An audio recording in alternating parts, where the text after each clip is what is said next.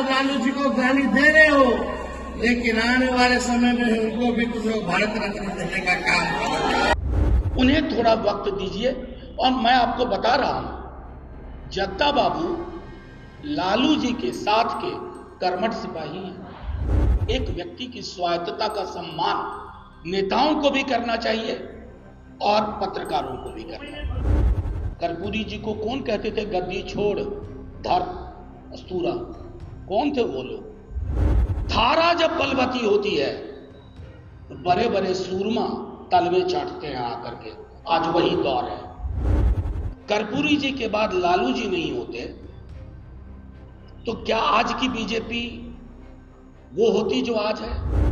मनोज झा ने तेजस्वी की संपर्क यात्राओं में कही गई बातों का सार प्रस्तुत किया।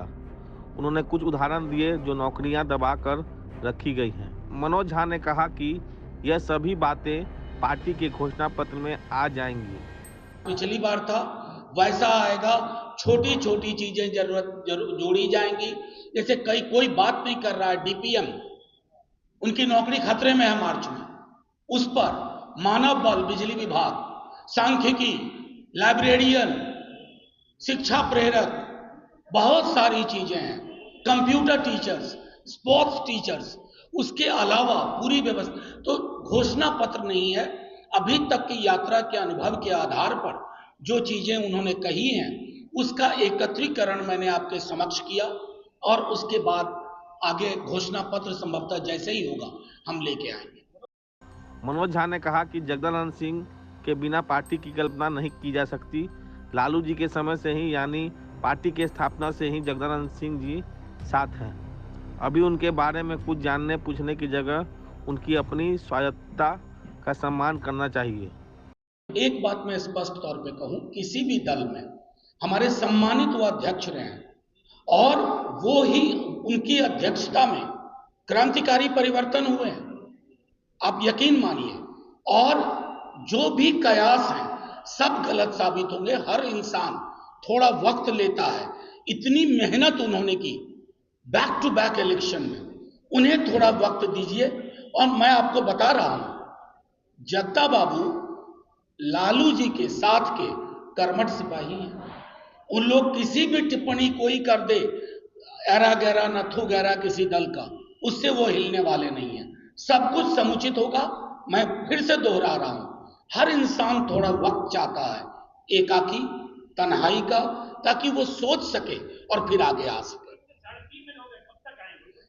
ये सवाल तो एक व्यक्ति की ऑटोनॉमी को इतना तो वक्त देंगे कि वो निर्णय खुद लें। वो कहीं नहीं जा रहे हैं। उनके बगैर इस ऑफिस के, इस दल की कल्पना बेमानी है। ये बात मैं आपको स्पष्ट तौर पे कहता हूं। यानी वो निर्णय ले लेंगे कि वो अब नहीं रहेंगे क्योंकि आपका जो चुनाव होने वाला है। ये रूपेंद्र जी, मैंने जो बात कही उसमें महत्वपूर्ण ये है कि व्यक्ति को उसकी स्वायत्तता रहने दीजिए। नहीं भाई, वो हमारे बीच होंगे, थोड़ा और इंतजार कीजिए ना। नहीं, थोड़ा उस व्यक्ति की स्वायत्तता, भूषण जी मैं 2 बार बोल चुका हूं, एक व्यक्ति की स्वायत्तता का सम्मान नेताओं को भी करना चाहिए और पत्रकारों को भी करना। एक दिन पहले यानी सोमवार को तेजस्वी यादव ने लालू जी के महत्व पर कर्पूरी स्मृति समावेश में भाषण दिया था। तेजस्वी यादव ने कहा था कि कर्पूरी ठाकुर को जो लोग पहले गाली देते थे उन लोगों को ही आगे बढ़कर उन्हें देश रत्न सम्मान देना पड़ा। लालू जी को भविष्य में यही सम्मान दिया जाएगा। भर्ती गालियां देते थे जब कर्पूरी जी ने आरक्षण को लागू किया। आज कर्पूरी जी की ताकत को देखिए कि जो लोग गाली देते थे आज उनको भारत रत्न देना पड़ रहा है। ये एक ताकत है कर्पूरी जी की। आज भी कर्पूरी जी प्रासंगिक है।